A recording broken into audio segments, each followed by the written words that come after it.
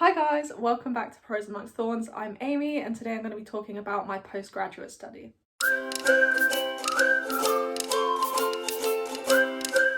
I did my undergrad at Portsmouth University in English literature and went straight on to do my master's also at Portsmouth.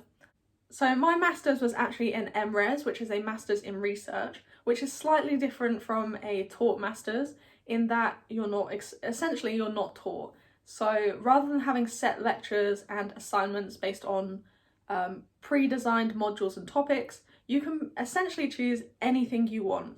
My MRes was Humanities and Social Sciences, which meant we had some people doing sociology and some people doing English. So because of that massive range, you don't necessarily have taught lectures. Instead, you have sort of lectures based on research methods and skills that you might need to just make you the best researcher. Instead of those individual modules and assignments, you focus on your big project, which is a 20,000 word dissertation. You complete other smaller assignments along the way, like a lit review and a research proposal, which all help build up your research skills. Personally, I found it really enjoyable, and it's particularly good if you're looking at doing a PhD because it just hones in on those research skills and encourages you to be more independent in your research, because other than one-to-ones with your mentor, you don't really have anybody who is guiding you. You do all of that yourself. For my undergrad dissertation, I examined Kipling and his representation of animals, which I'll probably go into in another video eventually. But for my postgrad, it needs to be a lot more specific because it's a much bigger topic and you have to try and fill a gap in your field. Mine was titled "The Ocean is in Us. How does the human and animal binary affect the relationship between human and non-human animals in Pacific region literature?" So one of the main theories that I'm just going to quickly explain so it makes a bit more sense is animal theory.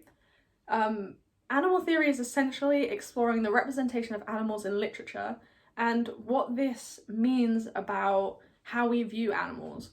So the binary is essentially saying that the human thinks we're dominant and the animal is therefore subordinate. So animal theory is about challenging those representations and those stereotypes that we associate with animals, asking questions like, should we speak on the behalf of animals?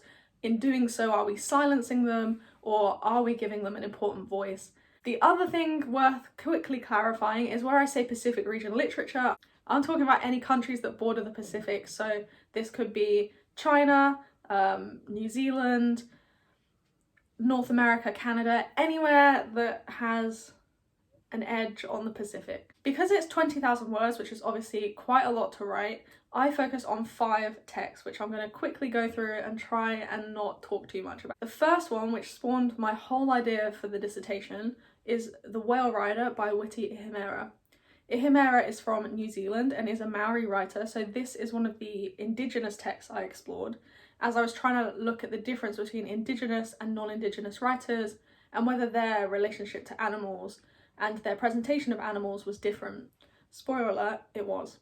In The Whale Rider, we follow Kahu, who is trying to gain the approval of her great-great-grandfather, who is the leader or the chief of this tribe. For me, what I found so interesting about this book is that Ihimera is trying to find a way for traditional Maori culture to continue in the modern world. It's essentially a retelling of The Whale Rider, which is a story from Maori mythology, particularly for some specific tribes, and I do know that it can differ from tribe to tribe, but from my research I found that for some tribes this is almost the discovery story of Aotearoa, or New Zealand.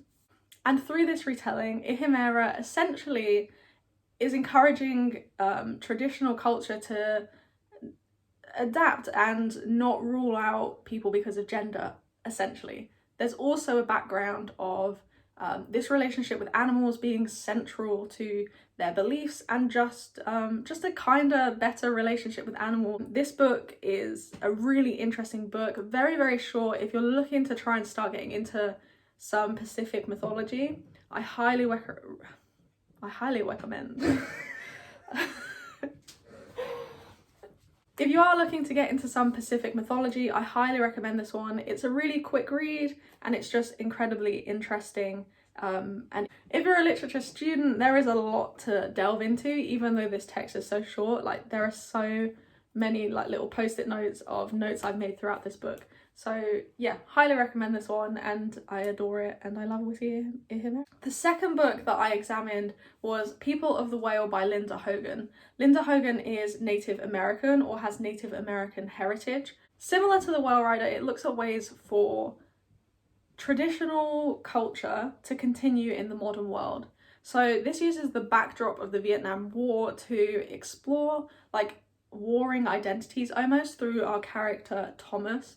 He tries to find a balance between his American patriotism and his native culture and just how much he loves that, and he has a lot of magical / mythical abilities, like able to hold his breath a long time. He can almost communicate with sea creatures, which is a big theme throughout these books, drawing on that mythical, magical element. There's a particularly interesting part in this book where it explores this particular tribe decides to do a whale hunt, which, whilst it is illegal for a lot of countries and individuals to do whale hunts, for Indigenous tribes, they are given permission to hunt in very small numbers, which is what they do anyway, to hunt these whales. So within the book, Linda Hogan explores this tribe decides to do a whale hunt in a way to try and reconnect with their traditional culture. She also examines how this was almost motivated by money and the modern world. So she examines how Indigenous culture can coexist without sacrificing the morals behind it. I'm not really doing it justice, but it's a really interesting book on Indigenous culture trying to survive in the modern world.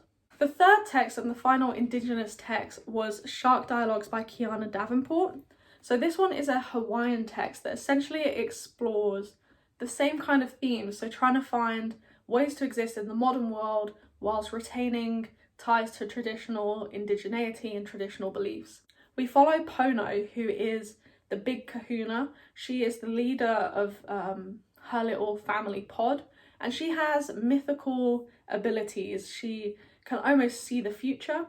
She can prophesize. She can change forms into a shark. She is just a pretty awesome lady, and she is fierce and amazing. All of her granddaughters are mixed race, so they try and balance feelings of not belonging to the Hawaiian Indigenous group, I suppose, and yet still feeling like they are Indigenous. So they don't really feel like they belong anywhere, and they're trying to find their place and find their way.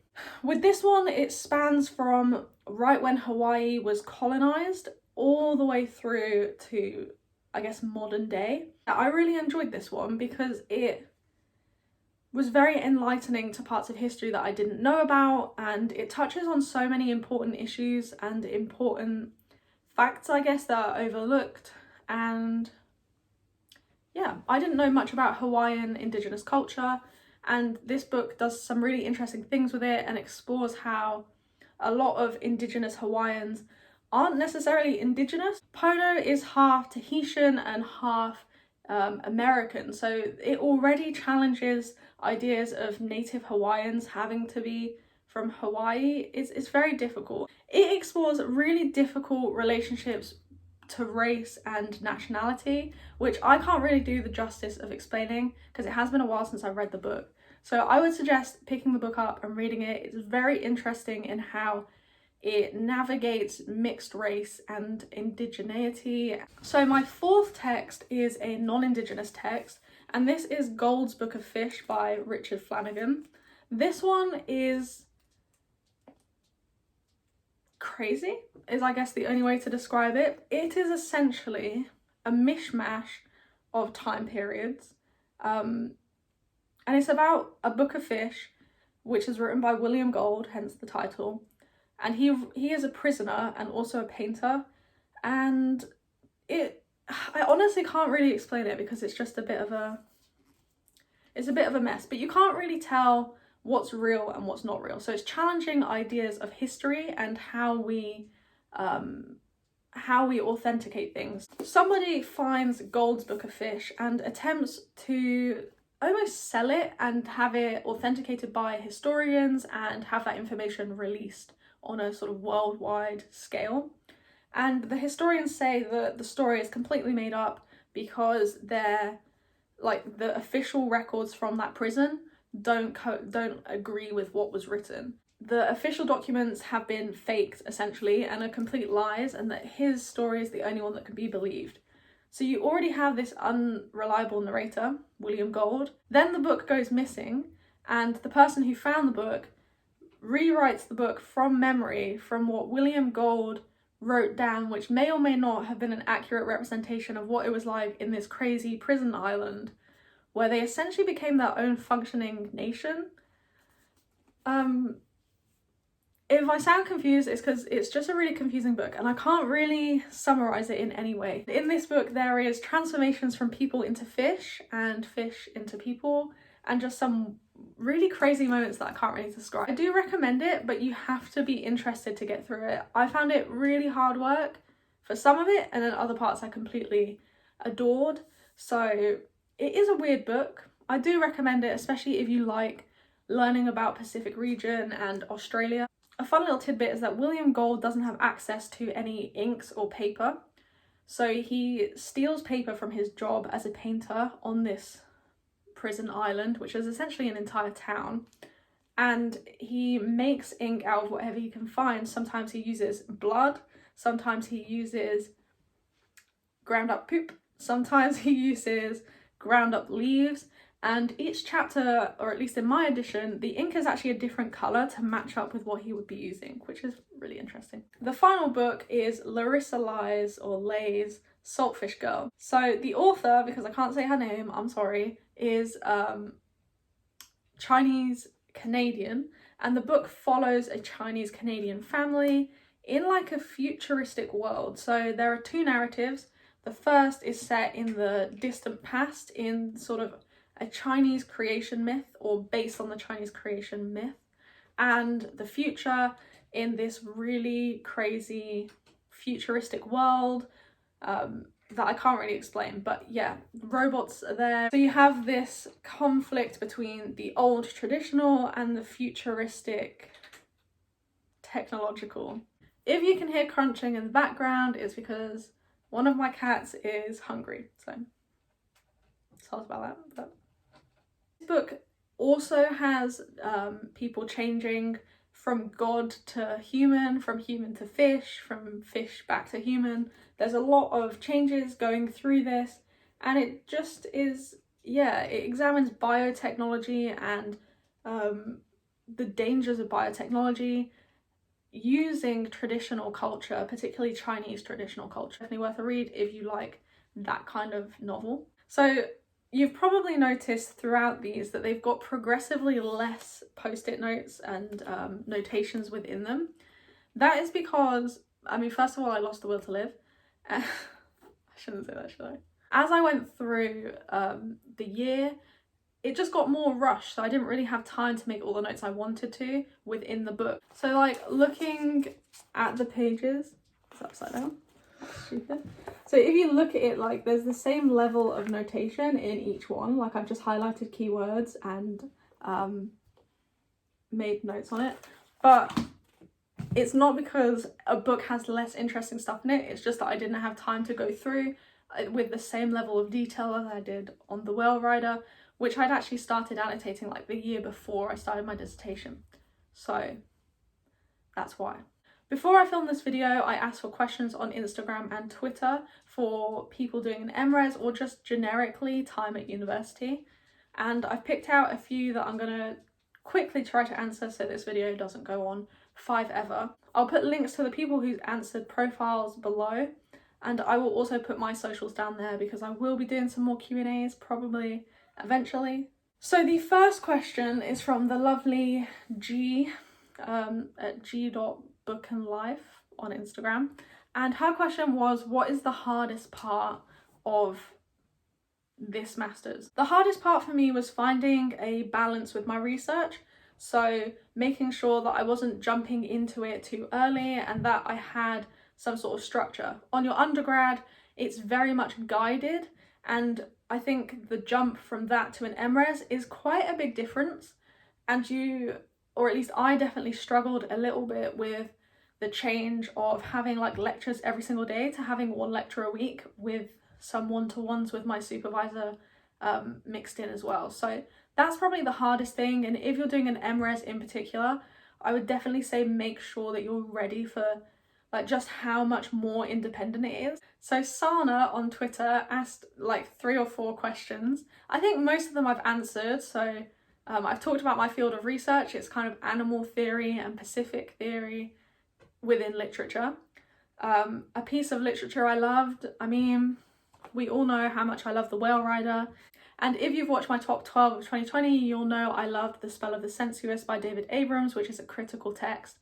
Between these two, like this essentially is the foundation of my dissertation and everything I want to do in the future. So yeah, these are the pieces of literature I really loved. The final question that she asked was a really, really good one, which was, what was it like doing an MRes in the midst of a pandemic? So I was quite lucky as my MRes went from September to September.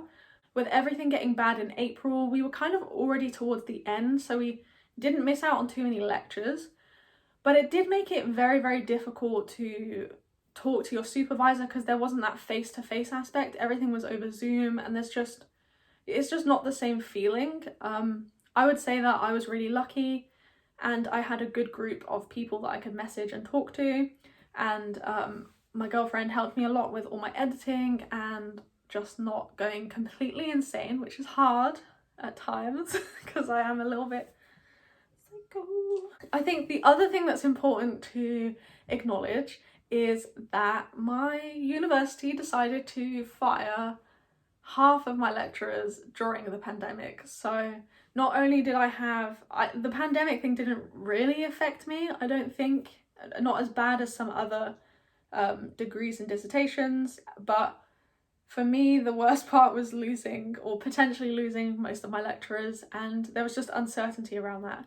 So that, I would say, was the hardest. That kind of answers like G's question as well. That was a really hard part. This kind of leads on quite nicely. The next question is from Jess Has Books. What was my favourite thing about uni? So I'm gonna have to say that I have 2 favourite things about uni. The first one were my lecturers, who were just absolute angels, and I would say, like, when you're looking for a university for your undergrad or your postgrad, make sure you look at the lecturers as one of the most important things. If you get on well with your lecturers, it completely changes your experience at university. I knew that I could go to my supervisor about any problem I had and she would support me. I knew that I could meet up with my lecturers. Even if I didn't want to talk about a specific topic, I knew that my lecturers would still have the time to talk to me and help me deal with whatever it was I was dealing with. The second thing is less about my MRes, but more about university as a whole. Is how I met my girlfriend, and she just like has kept me sane throughout the whole thing. And yeah, she has edited a lot of my essays and comforted me when I cried, and I mean, she would even look at all the comments on my essays before I did to make sure I would be in the right mental state before I looked at that. But yeah, I couldn't have done it without her and the people I met and the lecturers. So I guess it's all people. The best thing about uni is the people that you meet. The last question was from Bookish JC, and she asked, how much reading do you do weekly? Right, so the answer to this question kind of differs depending on what you're doing. So for my undergrad, in second year, I would say I was required to read 2 books a week, like actual books, and then research on top of that. We were expected to read research for every book we read, whether we were going to write about it or not. I didn't really do that. I would just do the research around my essay once I knew what I wanted to write on, or read set research texts. So probably like 2 books and 2 research papers a week, I would say. In my MRes, I would say that changed massively because, like I said, you don't have set anything, so you just read what you want. Once I'd got through my main books, as there were 5, that took a little bit of time, but I'd read, I think, 2 or 3 of them before I started. I would say that I read 1 academic book a week, and then maybe 2 or 3 research papers, so smaller essays. So throughout my time in my MRes, I read a lot of books. These are just the physical like academic texts I read, and some of them went back to the library. So in a year, I probably read like from here to about there in academic texts. So not too much really. It feels like a lot and it probably looks like a lot, but when you think about it like critically, it's not really that bad. And I would say if you spread it throughout the year like I did for my MRes, it made a massive difference because I had notes that made sense, and it meant I wasn't panicking in those final few weeks coming up to a deadline thinking, oh my god, I need to have so much research to do. So my advice would be try and read throughout the year, make it even, and read about what interests you. So for my undergrad, I found it really hard to do that critical research. For my postgrad, I genuinely enjoyed some of those books. I mean, one of them even made it into my top 12, so clearly I'm a sado who loves doing research. And yeah, that would be my advice. If you've made it this far, well done, congratulations. I really appreciate it. Please like and subscribe and leave a little comment. Let me know in the comments if you've been to university or if you're planning on going and what you studied. And if you have any other questions, maybe I'll make another video on my time at uni. I don't know, just let me know what you want to see, and hopefully you didn't think this was a massive waste of time.